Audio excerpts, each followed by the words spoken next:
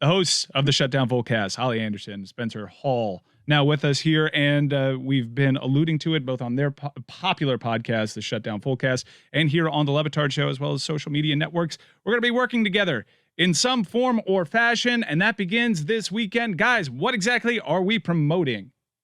We're going to be doing the Fullcast After Dark. Fullcast After Dark. That's going to be on Twitter Spaces immediately after the end of the late game. We didn't really want to put a fine time on it because college football's terrible at meeting deadlines. So when the last big game on Saturday night ends, we will be live on Twitter Spaces with myself, Holly, Jason Kirk, and Ryan Nanny talking about everything that happened on college football's fine fields on this here internet. Holly, did I miss anything? No, other than we reserve the right to break in early if the 8:30 game is boring. Mm-hmm. I like that. We can do that. Yeah, be malleable. And for those that subscribe to the Shutdown Fullcast, this is a totally different show that'll show up on the Batard and Friends feed. So enjoy it live on Twitter Spaces and then enjoy the podcast following the airing of this live show on Twitter Spaces. You guys go way back with our new cast member, Jessica Smetana, don't you? Oh, we do. We do work together at SB Nation. Jessica, by the way, I owe Jessica an apology. I've never gotten to do this face-to-face. When I left SB Nation, I tried to thank everybody in the building. When I went to New York, I sat across from Jessica. And who stiff-armed Jessica in the long list of thank yous? Me. I did. I tried to remember everybody, and I forgot Jessica. Apologies, Jessica. You forgot something? That's so out of character. I mean, that doesn't work as an excuse when you're grown. It doesn't. When you're like 7, that works. But I'm way older than that. So my apologies, Jessica. I appreciate the face-to-face over Zoom apology. I will say, Spencer, I think about you way too often, not just because I listen to the Fullcast, obviously, but also every time I go to an airport. I think if I'm running late, I'm like, would Spencer Hall be later than I'm running right now? And the answer is always yes. So then it makes me feel better that I'm going to actually make my flight. Define late. What is late? For me, it's getting to the airport with less than 30 minutes to board.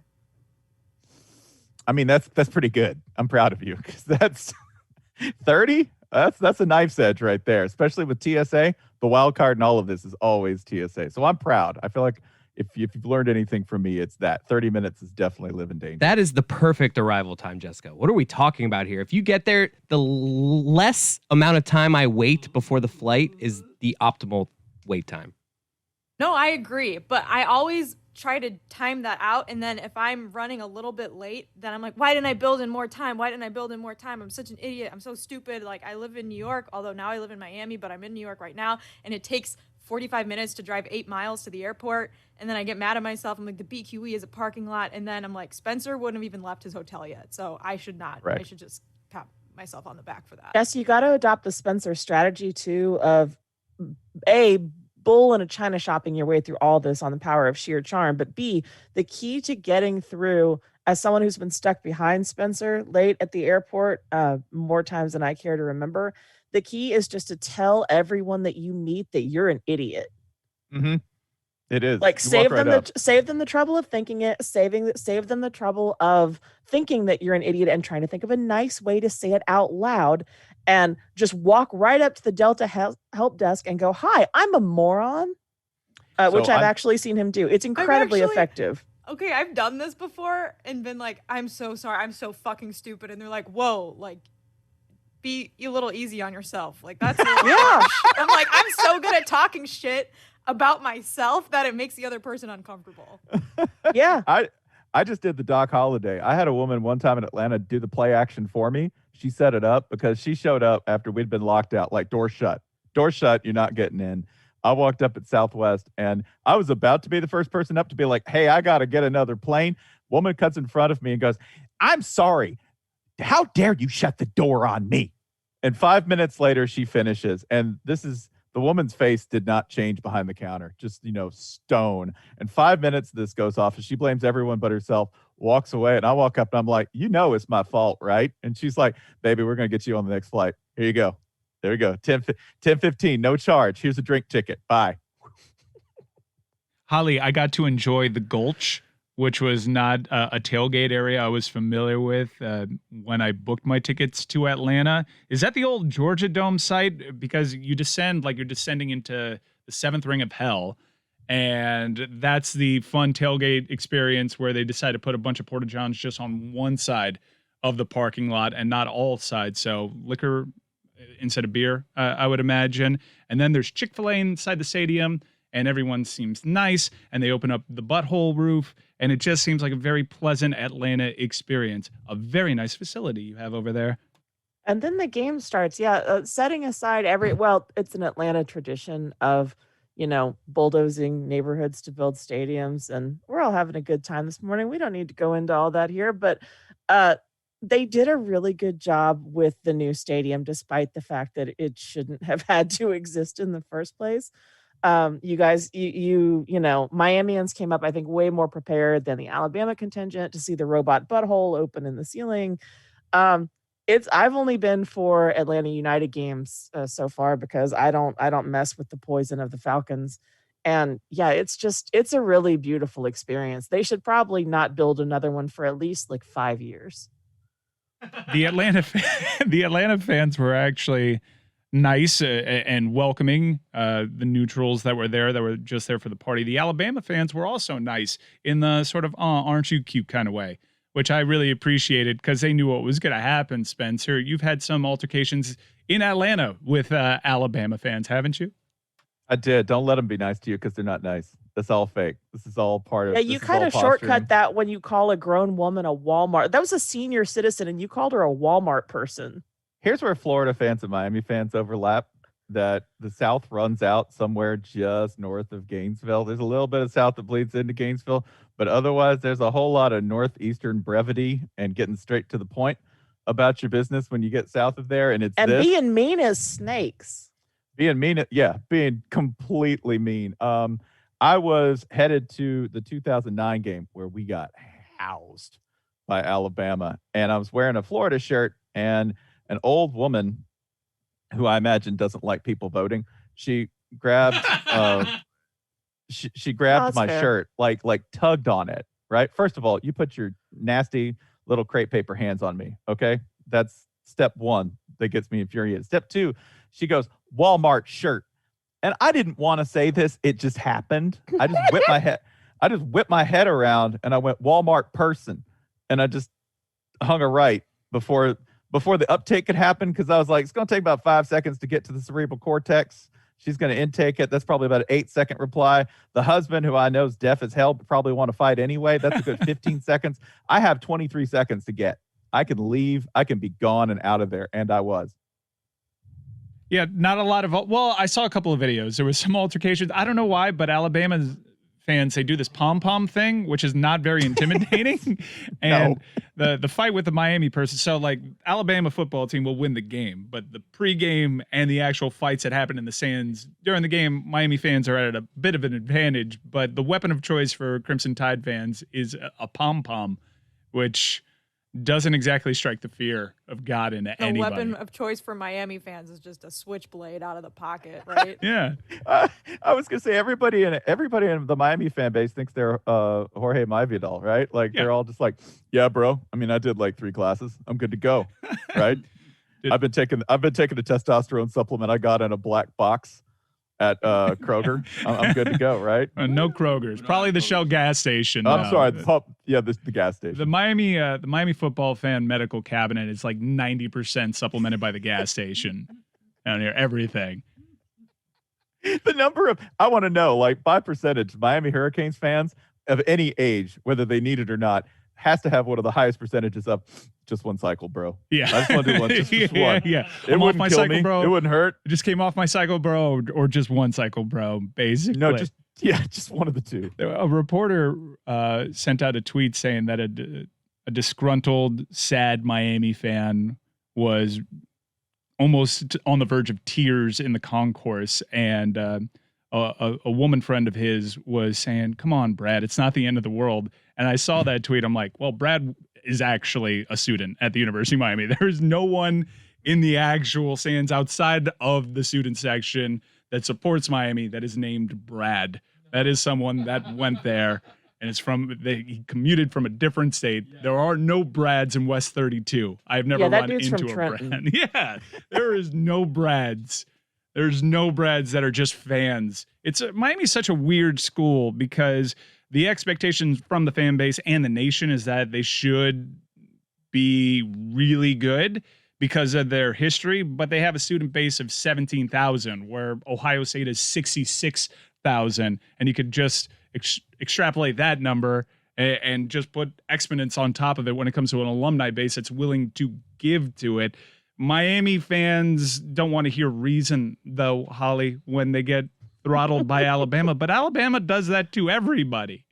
Yeah, what's the fun of listening to reason? But also you've got the longstanding institutional problem, and I'm sure they wouldn't call it a problem, but Miami, the school, doesn't want the Hurricanes that the rest of us want. Miami, the school, wants to be like, hey, y'all are here because you couldn't get into Duke. Welcome. Accurate, man. Come on. It's accurate. Oh, man. It's just accurate. Whittingham's heart just shattered into 35,000 pieces. Oh man, I'm sorry. Cool. Did you get into Duke? I'm sorry. I didn't even try. Why would I want to go to Duke? Basketball. You'd be proud of their history, but it's true. Because you're from New Jersey and you can't get into the Ivies. Come on, man, keep up. Despite his this surname. all goes downhill. Listen, I went to Tennessee. You think I don't know what I'm talking about? Yeah, listen, no shame on safety schools here, man. I applied to 2 schools. I applied to Florida and I applied to Vanderbilt. I got in both, and one of them was like, here's the bill. And the other one was like, we would like to pay for you. Guess where I went? Safety schools for life.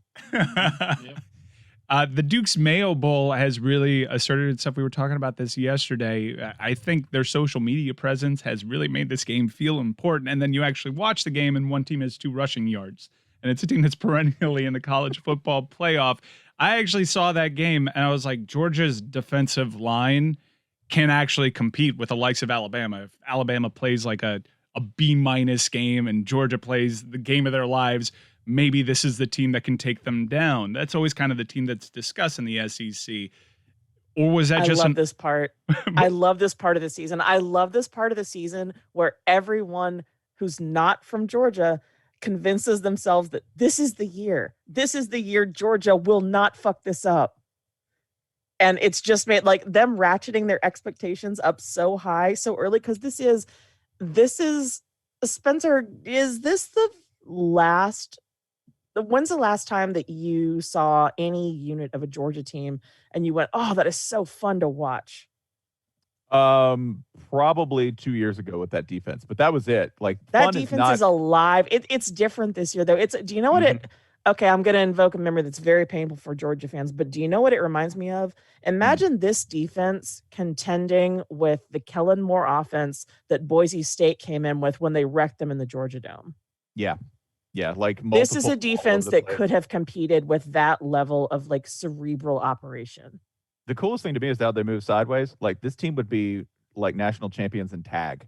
Yeah, they're like millipedes. You cannot get around them. Like every time Clemson tried, because Clemson couldn't get the run game going at all up the middle, so they tried to go laterally, and it was like watching somebody get a toe caught in a door slamming shut every time they tried to do it. Just caught side by side. They are freaky fast, weird, and like they had 7 sacks by 6 different players. Try keying on one of them; it doesn't work.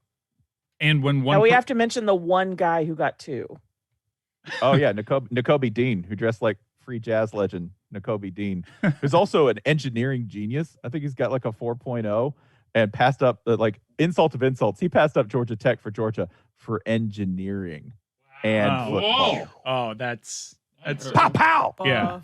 Georgia Tech lost, which is going to make it even funnier when this team turns around and loses to Georgia Tech. That's not going to happen. They're stacking 5 chips. It's crazy. They're the blue chip 5-star recruits. So like Chris Allen goes out of the game in Alabama and his backup is a 5-star. Miami has 2 5-stars and they're both true freshmen. That's good news for 4 years later on. Not exactly great when you're like, wow, Chris Allen's out. Now's our chance. And it's a 5-star. They have so many 5-stars. Most of their 5-stars don't even start for that team. their best receiver, who was just you couldn't guard him in that game, was a guy that couldn't get on the field at Ohio State, and he just go. Now they're getting the transfer portal guys too. It's just not fair. Someone should look into this. No, it's not fair. But nobody. Listen, fair ain't in it. Mm-mm. They took Tennessee's best linebacker. I don't want to talk about it, Spencer. I don't want to talk about it. They were like, hey, that's a nice linebacker you got there. Be a shame if he transferred. Oh, Holly, I know how crazy you are about the Vols, but the Josh Heupel thing, I kind of, is this Scott Frost 2.0? Because I kind of get the feeling like Mackenzie Milton made a lot of people look good. First of all, no, listen, crazy is the word. Can we go back to crazy? I was born into this team. I can't help it. I don't watch the games anymore because they stress me out, and I don't need that poison in my life. You just flatly don't watch the games anymore. No, it's stressful. It's too stressful. We have gotten to the point in my family where my father, who's not that old, has started to look into the middle distance and say that he doesn't think he's going to see another good Tennessee team before he dies. And he's right. I mean, I'm sorry to laugh at. No, it's incredible. No, it's hilarious. Go ahead. It's great watching him, though, because he's redistributed. He perks up. He's like, Tennessee baseball. Let's talk about Tennessee baseball. Let's do it. Hey, that's a good team. No, listen, this is another. See? This is how we go off this, right? Because this is the Georgia team that I will say nice things about a team when they're fun to watch. I don't care where they're from. This is the first time in my lifetime that Tennessee baseball has been fun to watch.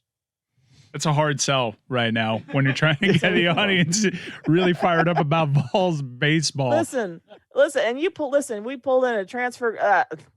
Anyway, I'm extremely worried about this team. Wait a second. Did you just eject on the big time trains for coming to Vols baseball? No, listen, what I would rather talk about is, oh God, this team is going to lose to Pitt.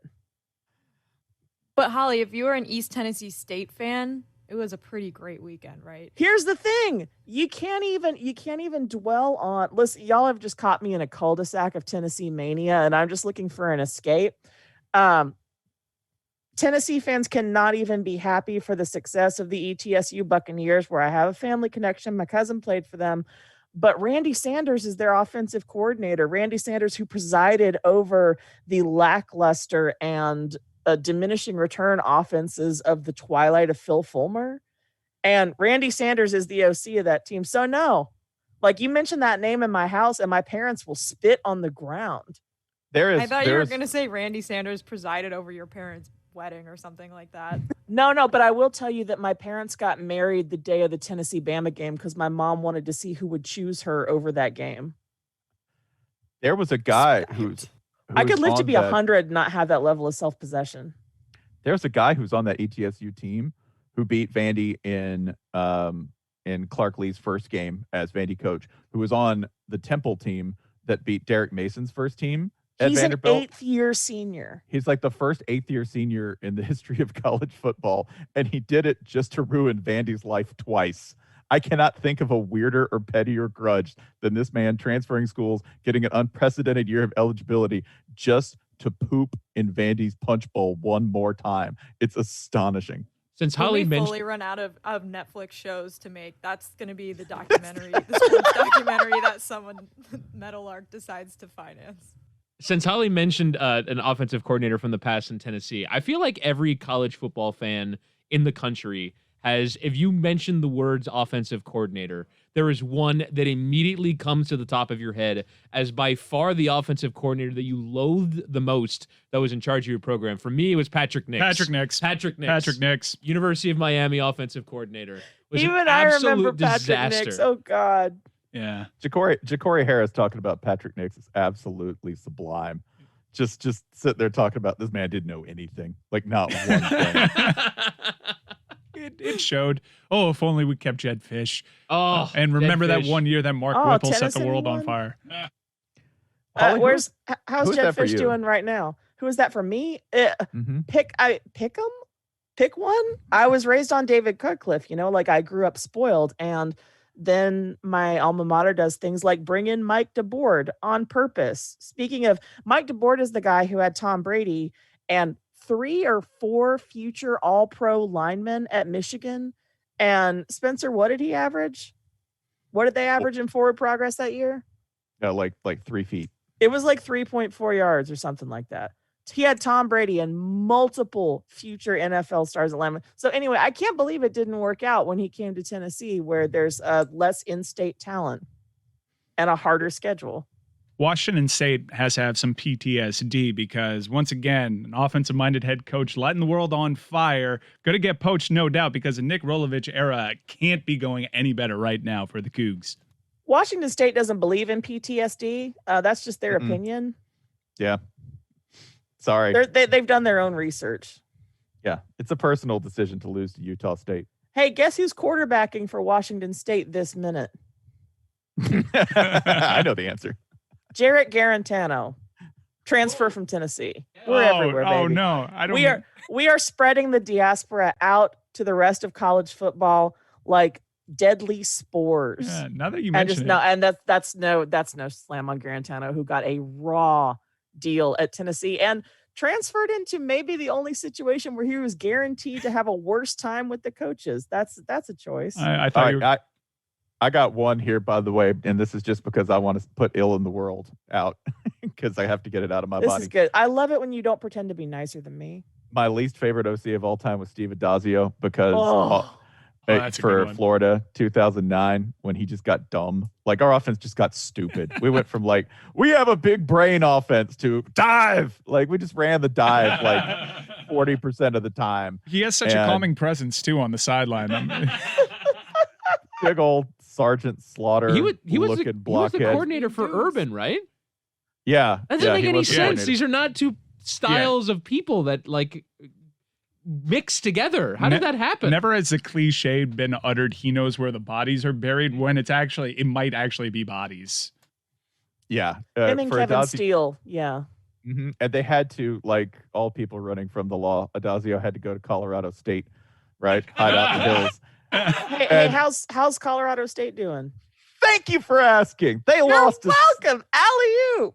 They lost to South Dakota State, the Jacks. They lost to the Jackrabbits. They got housed at home 42-23. And not even close. Let's talk to those of you who may not be quite as deep in the college football quagmire as we are.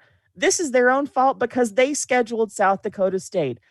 It used to be safe to schedule the Dakotas that didn't have state in the name, and now all the Dakotas are good. They're all dangerous. South Dakota State has been dangerous. You scheduled them on purpose. Are you going to go recruit South Dakota? Was that your plan? Whose plan was this? Multiple people had to think it was a good idea to play South Dakota State. You know what they're going to come in here and do? The rule is never lose to small game. Never lose. Never. Their mascot is a jackrabbit. Their quarterback's name is Gronkowski, and I saw the back of the jersey. I'm like, there's a good chance he's a Gronkowski brother, and they just didn't print the K. Yeah, we ran out of money. That happened a lot over this weekend. We had Indiana taking the field in jerseys that said Indiana. Indinia. Yeah, my favorite Indiana. Eastern European country. I mean, the Indiana Eastern European comparison, not inaccurate. I live there, Spencer. Yeah, you know.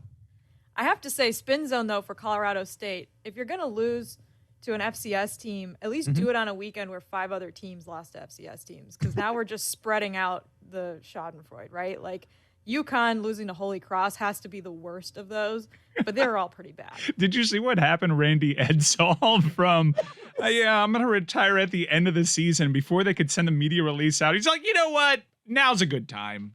I don't think he was the one that made that second decision, frankly. Doesn't sound like it. It sounds like there was some from This the is an report I HR read. level and one. Yes, like you can't just quit. Your team's not going to be cool with you just coming back week 2 now and coaching them for the rest of the season when you already just decided to quit. It reminded me of that Bills cornerback who retired at halftime 2 years ago. Was his name like Vontae Davis? I think? Davis, yeah. He just left. He's like, you know what? Hey, no, I respect that. That's a business decision. I think they asked a teammate, like, did you know what was happening? And they're like, yeah, because he got his keys. Like, he just got his Randy Edsall's already on a flight to Boca. Yeah. There's one worse.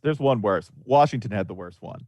Yeah. Washington lost to Montana, and that is only the fifth time since 2007 that a ranked FBS team has lost. I mean, Washington was in the college football playoff 2 years ago, and they went from that to losing 10-7 to Montana. That's rank. You know what? The only reason I feel like Holy Cross is worse than Montana is because I feel like you could be a Goldman Sachs like first year analyst and still have eligibility and play at Holy Cross. Like they're not like they're recruiting just dudes who live in Murray Hill to play on their team. Are you saying they're recruiting dudes in fleeces, like sleeveless? If you have a vest on and a plaid shirt, I think you can play at Holy Cross. This is actually the focus of our full cast episode that's dropping later on Wednesday, which that's today. Whoops. Just going through all of the FCS misery that was on tap over the weekend. I'm trying to think if we forgot one. We did. There were a couple of them. At least 6 this weekend, I think 5 or 6. Sorry, I got distracted by looking at Randy Edsall's head coaching record. You forgot Las Vegas and Eastern Washington and Tulsa and UC Davis. Yeah, the I Pac-12. did forget Tulsa and UC Davis. The entire Pac-12 had a weekend too, where they're all just open that we pile on Washington, open that no one else looks. Even Oregon almost had one. Oregon to Fresno State. By the way, UCLA, who had the big upset against LSU, right? Just beat the dog out of them. They play Fresno State next week. I will laugh at Fresno State as like the treadmill test for the entire Pac-12. It's like, yeah, they must be really good. They beat Fresno State. Everyone in the Pac-12 is working out the transitive property right now, seeing the look ahead on Fresno State's schedule. We've let Jessica kind of skate a little bit because, look, I'm not going to try to punch up on Notre Dame. They at least won their weekend fixture, but that's not a good FSU team. Or as competitive as they were, and the Milton thing is cool. And if Milton is actually going to be the starter over there, he is such a leader that I wouldn't put it past 7 wins over there. But Notre Dame doesn't look very good, Spence. No, they have some issues defensively. They have a lot of issues defensively if they're letting FSU run by them because there's not a lot of dudes on that team who can really get after it, especially on defense. Like I'm more worried about, like, I think defensively, they're going to get 8 up over the course of the year. I think they're probably they're probably staring at 2 or 3 losses if they've struggled that badly to FSU. But I wouldn't also overreact, right? Like, I'm trying not to overreact on week 1, which is the hardest thing. Because what I want to do is I want to say that Notre Dame sucks, and we're all going to find out that Brian Kelly really sucks both on and off the field. And that this is when they collapse and show everybody what an absolute sham of a football program they are. And that hasn't happened. That's what I've wanted week 1 for like 20 years running. And unfortunately, they're still pretty good at it. Pretty good. Like, that's damning with faint praise. Notre Dame's always going to be about like 9 or 10 wins. They're going to be right there. But that gap from like 10 to 11 and to actually competing in the playoff, it's vast at this point. Like, Alabama's way up on this like evil little tower, and it's got a couple of other teams with it, and then everybody else is about 5,000 feet below, and Notre Dame's right there. Like, Notre Dame is on the doorstep. It's just the doorstep leads to a staircase that's like 9 miles high, and they're still and at least short. They can cover against Alabama and not lose by 31. Yeah. But yeah, I think you're right, Spencer. The thing that was frightening was the defense. They were playing this like 3-3-5 base defense that Marcus Freeman was running at Cincinnati against dudes that were just running 8 yards up the middle every single play, and they weren't adjusting for it whatsoever. But again, like, brand new defensive coordinator, I'm not going to overreact too much. I'd rather have issues but win the game than have issues and lose the game. So we'll see how they do against Toledo and Purdue in the next couple weeks. But Stress tests. Look, I'm not throwing darts at Notre Dame just because I can. I'm throwing darts at Notre Dame because I have a genuine question. It's one thing to be concerned about, these are valid concerns, new DC and whatnot, but can you name a second half adjustment? No, that was my biggest concern. That's the part that would, and I'm speaking genuinely, despite my feelings about Notre Dame and Brian Kelly, who is a reprehensible human being. That's the problem. You're anti-capital punishment. I thought you were going to say you're anti-Catholic. Well, we know that, Holly. My mother might be listening to this. My mother's not listening Just, to this. I have heard more about this backdoor cover that you guys eked out against Alabama than I heard from Bo Wallace when he actually beat Alabama. The cover came with 56 seconds left. And in a 31-7 you're game. raising the banner. They should hit that score every time they go out instead of fight like a champion. It's play like a champion, and absolutely, it should say play like you covered Alabama in the Rose Bowl, because you did, and that's a W for me. I'm counting it. I'll etch that on my scored in their tombstone. first 3 possessions. It was 21-7. I Chris, just like that. You're a Hurricanes fan. That's all I have to say. That's all I have to say. That's Stupid it. thing to brag about. It's just stupid. We covered He went with there. a 56-second to go touchdown. He- come on. He's I'm a a Miami Hurricanes fan, and it was his first choice school, not his backup. He didn't This even is apply. a very Alright. Notre Dame brag to be like, hey man, we beat math. We beat math. I know. It's weird. We understand numbers. We covered Miami 19 makes and a it half. into the 2014 playoff in 2035. We're not going to do the Come back thing. at me. I'm not going to do the thing where I overreact to a 30-point loss to Alabama. Miami might very well be a 10-win team. They also might very well lose to Appalachian State on the weekend. You don't know, but you can't. If you're going to do the overreaction game on week 1, there should be a qualifier. Maybe skipping on Alabama when they clobber everybody. It's just not fair. It's not fair. Well, it's fair in it, but more importantly, for our purposes, at least it's boring. I It is. know this, that Alabama has one problem coming up on the schedule, and that's Ole Miss. Because Ole Miss is not designed to beat Alabama. They are designed to annoy them. Yeah. That's it. They have a quarterback who's all over the place. They have really good skill players on the perimeter, right? And And Lane they have Kiffin, he's annoying as hell, right? Hey, Mhm. when And they- has Bama ever had trouble with Ole Miss and a quarterback whose actions you can't predict from second to second? never, Never. never. Like if you thought Chad Kelly was fun, they went back in the lab and they rebuilt him and they put him back out there as Matt Corral, and he's got And it so improved. far, he hasn't pulled an AK out of his car. I mean, yeah, he's lacking the random firearm violence that made Chad Kelly so interesting. And I know that will make Miami fans like him a little bit less, but I promise he's really fun to watch. And I say maximum irritation, it's because Ole Miss still doesn't really have a defense. Like Louisville has no offense. Don't gauge what they did in that game versus anything that's going to happen for the rest of the season, because Louisville's offense is anemic, particularly when they get behind, because they're primarily a running offense. This is going to annoy Nick most. Ole Miss doesn't care about stopping them. They'll just be like, oh, look, field goal. Oh, look, touchdown. That's cool. We get the ball back. Like Nick Saban will hate that on principle. He'll And- be like, we're playing arena ball out here. God, it's going to be great. By the fourth quarter, Lane's going to be making calls just to put Nick in the grave sooner, just to irritate him, just to shave time off that man's life That with game- anger and stress. That game's on October 2nd, so by then Lane Kiffin would have recovered from his latest bout with COVID, gotten it again, and antibodies will be surging by October 2nd. But if I'm doing the look-ahead game on their schedule, it's against Liberty, not against Bama. Ole Miss versus Liberty. I might fly up to that one. What is it? The Freeze Bowl? Oh, God. Better Is hope that you have at? good antibodies if you're going there. Where is Yeah. that? I don't know, but the T-shirt has to say "Hell freezes over." Oh no, absolutely. Also, like, I bet Freeze is going to go to Kiffin and be like, "Hey, I left some stuff in the locker room. What if I just swing by and get it?" It's going to be sticky. Don't make it weird.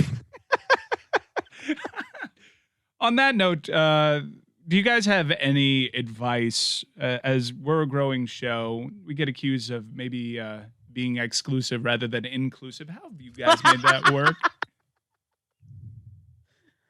Spencer, you could tell this story. How to be inclusive or exclusive? How to not be a niche podcast? How to make it work? How to make it work? Double down. Just become more inscrutable. You can leave breadcrumbs. We have an entire thing that's like how to listen to the full cast, and we explain about 5% of the back lore.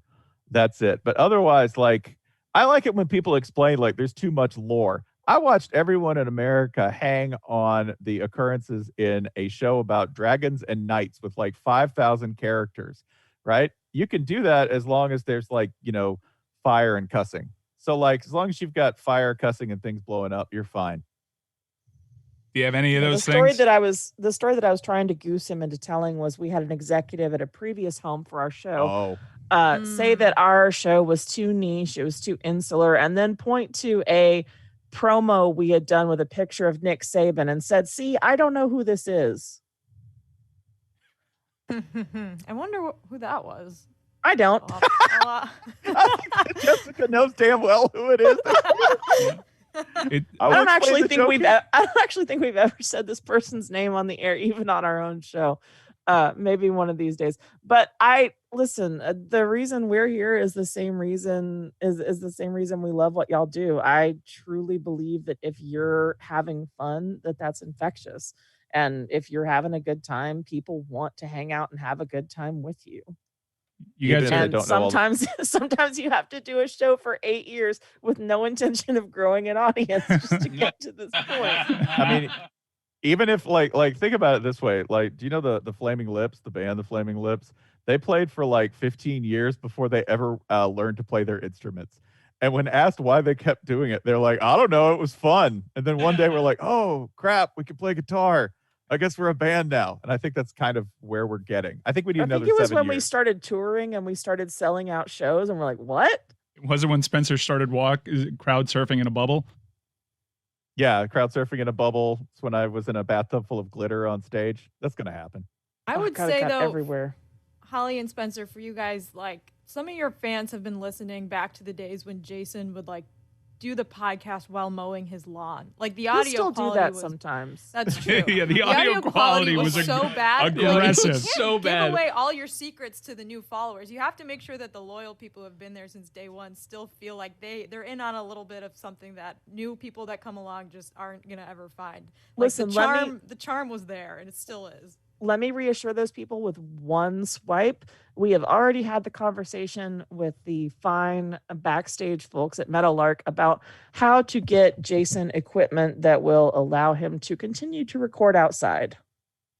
Because that's where his Wi-Fi is best. And sometimes you get a random barking dog. I think my favorite was when somebody cranked up a lawnmower 20 feet from his mic. No, the best one was the biplane in the middle of the ad read, and the ad read was going in every show for the next 35 weeks. It sounded like he was in a trench at Verdun, right? It's like, the Jerry's are buzzing us again. Fullcast After Dark begins on Twitter Spaces, so I guess we also have to put out the Twitter handles out there, Spencer and Holly. I'll allow you to do that, and that begins this Saturday after the big game. Oh, what is the big game? Ames, Iowa, right? That's the big game. That's a El Asico. Yeah. So you guys, I'll put out the Twitter handle. It's Shutdown Fullcast.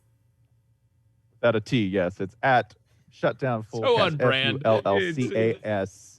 You guys are aggressively exclusive.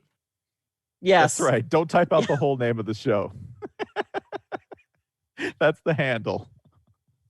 At Shutdown Fullcast. That's where we're going to be doing it on Twitter Spaces. I'm being inclusive by telling you where it's at. We're not exclusionary. We're a speakeasy. That's still fashionable, right?